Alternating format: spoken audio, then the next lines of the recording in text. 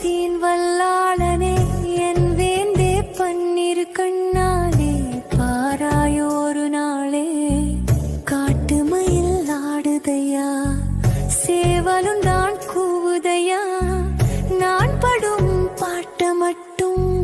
கேட்க நாதி இல்லையா பழனி மலை ஏறி வந்த ஆள்கவரா நான் சுமந்த பக்தி ஏதும் பத்தலையோ தேனாபிஷேகம் சென்றும் தீவினைதான் தீரலையோ தமிழுக்கு தலைவாணி தனிமையில வாடுறேன் நான் தகப்பன் நீ இருக்கையில தவிக்க விட்டு பார்க்காதே குன்றேறி நின்றவனே